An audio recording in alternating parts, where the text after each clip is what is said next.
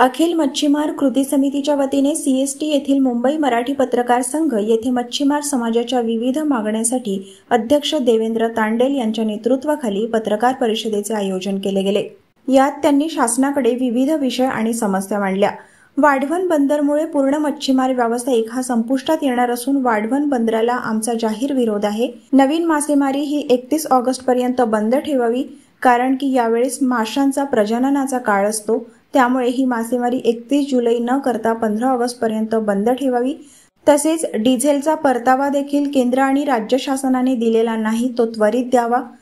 तसेच मत्स्योदय महामंडळाला जे कर्ज वितरित केलेले आहे त्या कर्जाची अजून पूर्तता देखील झालेली नाही, तरी ते कर्ज देखील त्वरित वितरित करावे अशी मागणी करण्यात आली। तर जेवढे जाहीरनामे पक्ष सादरीकरण करतात त्याच्यात मच्छीमारांचा कुठेच उल्लेख नसतो आणि हे आम्हाला यावेळेस बदलायचं आहे।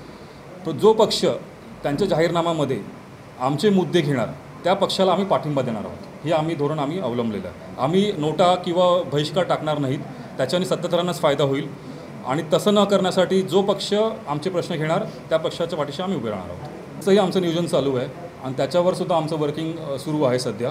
परंतु आम्ही आता पक्षांकडे लक्ष आमचं आहे की त्यांच्याकडनं काय आम्हाला मिळतं, त्याच्यानंतर आम्ही आमची भूमिका मांडणार आहोत। त्याकरता एक वेगळी प्रेस कॉन्फरन्ससुद्धा आम्ही घेणार आहोत। गट पडलेले आहेत मान्य करतोय, परंतु एक आहे की एक मुद्दा समजा जेव्हा येतो वाढवण बंदराच्या मुद्द्यामध्ये सुद्धा सगळे गट एकत्र आले होते, त्याकरता तो फायद्याचा पण एक भाग आहे की जर का त्या पक्षाने त्या मच्छीमार प्रतिनिधींना त्या उमेदवारी दिली तर त्याचा फायदा मच्छीमारांना होणार आहे। ती सुद्धा आमची मागणी आहे की प्रत्येक पक्षाने आपले जे प्रतिनिधी आहेत मच्छीमार समाजाचे त्यांचं एक उमेदवारी त्यांनी जाहीर करावी, जेणेकरून मच्छीमार समाजाला न्याय मिळेल आणि त्यांचे प्रश्न अधिवेशनामध्ये उपस्थित केले जातील।